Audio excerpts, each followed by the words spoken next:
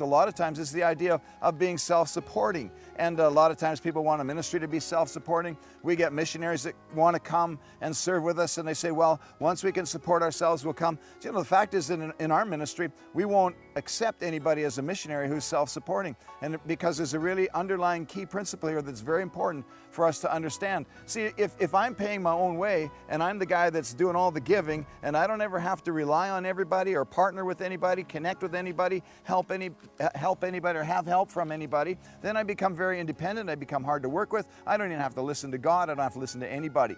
And so that's the key, is when we see that our missionaries that come through A&D World Missions Canada and into this ministry are people who have gathered a group of partners, because it's not the finances just that makes us get done the job that God's called us to do, but it's the prayer support. It's the support that's behind us. Those people that we can email and say, you know, this is what's going on. Can you pray for this? And we send out a prayer letter and a prayer every month to all of our partners. And if you don't get that, I want to encourage you to do that. Go online to our website, continuummedia.com, and sign up for that prayer letter, because it's full of exciting testimonies, but not only that, it's full of the faith that we see that we need to be able to do what God's called us to do on this end of the mission field. So, you know, what do you do then when you see all of these pulls for finances? How do you identify what good ground really is? I mean, we all say this is good ground.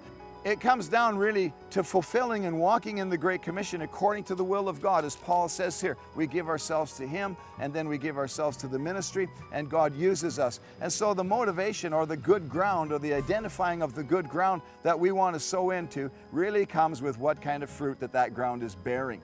You know, and a lot of times we have to give by faith in what the man or woman of God says. You know, when we start a new project, we have to say, you know, we want you to partner with us to go into this country. We want you to partner with us to build this, whatever it may be. And we want you to see by faith that this is good ground. See, the ground that Jesus talked about, the fruit that He said the tree bears, is the words that come out of our mouths. And so we're speaking faith, and we're talking about what God's going to do. And then on top of that, we bring you reports about the amazing things that God is doing through your prayer and through your giving. And today, right now, we want to go and look at some of the amazing things that God has done through your partnership.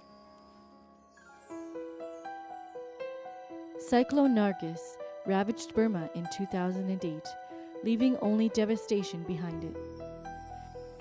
John, a Burmese student attending Victory Bible College in Thailand, was quick to return to Burma, responding to those in need in any way possible.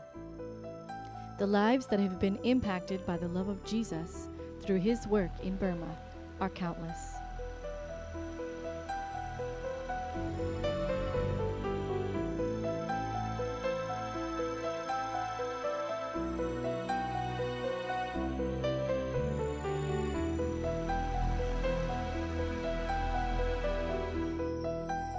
Prior to Nargis, Sue was an alcoholic.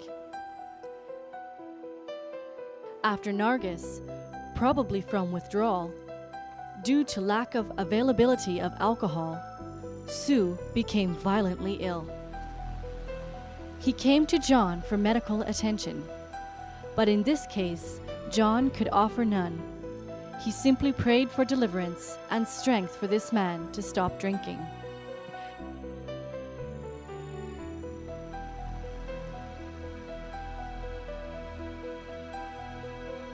The next day, Sue had again become violently ill. After a few hours of vomiting, he was set free. The urge or desire for booze was gone. For the first time in years, Sue was in his right mind. Almost from the beginning of the project, Sue was realizing the power of God and the sincerity and reality of John's life, and gave himself willingly to help John and his village. Almost 2 years after Nargis, Sue has become one of John's key helpers, assisting him with building houses, as well as becoming a key figure in the growth of the pig farm. After his deliverance, his transformation was so drastic, other wives in the village inquired of John for the medicine he'd given Sue so that their husbands would quit drinking too. Sue is a quiet man who has experienced the power of God. It is obvious by his face that he is grateful for what has been done for him and his family. In April of 2009, Sue's wife gave birth to their fourth child, a girl. Out of love and appreciation, asked John to give her a Christian name. He named her Esther.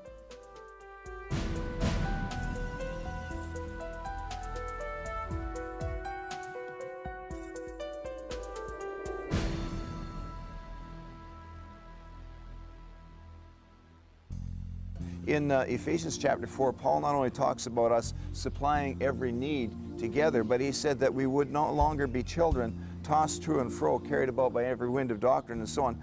We see here that when we partner together and when we work together in the Great Commission, God has a blessing for you and I, and that is that we will be established on very solid and firm foundations. I love it because what we do, we're looking at the long term, aren't we? We want to see our life count for God. We want to get there on that final day and have Him say, well done, you good and faithful servant, because we spent our whole life building something that lasted, something that carried on. And this is the secret of partnership.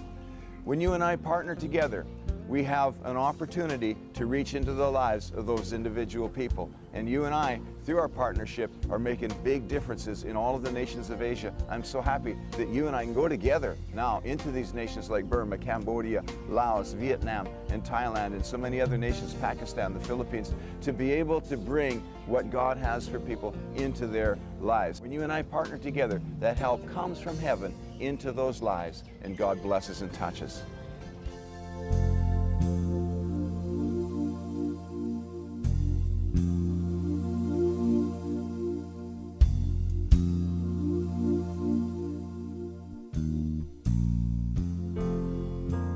Daniel is an awesome guy. We're so proud of him.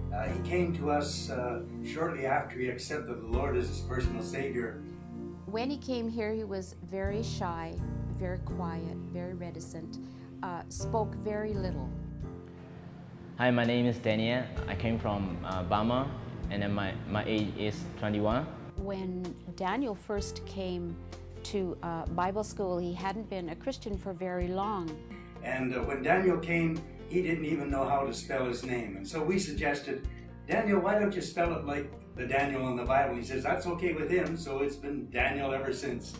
His English was very poor, but he has improved so much. He started to communicate and was able to speak well with the staff, with myself. We were able to have conversations together.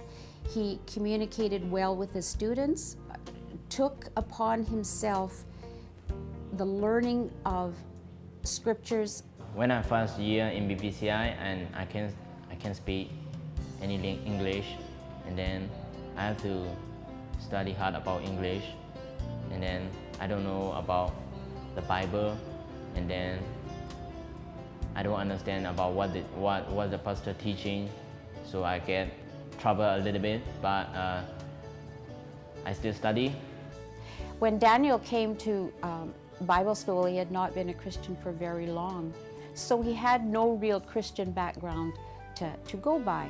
Well, one of the things that really impressed me was that his auntie, who is not even a born-again Christian, but is Buddhist in faith, has been so impressed with Daniel that she is sponsoring him and has sent him back for a second year.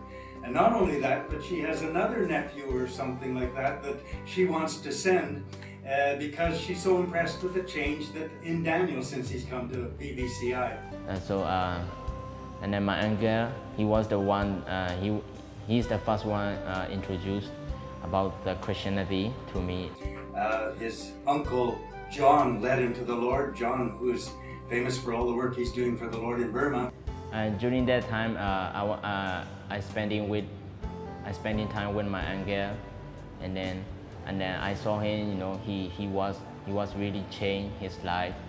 Before I know about my uncle, it's not like that. And then when he came back from Thailand, when he came back from the BBCI college, and then he started doing like a good leader. He want to lead people. He want to help people, and then he want to serving God want him to do. So when I saw him like that, and then so I feel like changed my life. He told me about the BBCI college, and then he want me to study in here so I can get change in my life, and then I can spend time with God. He want to give my life to Him. He want me to serve Him. So I started to decide it. I changed my life, and then I started to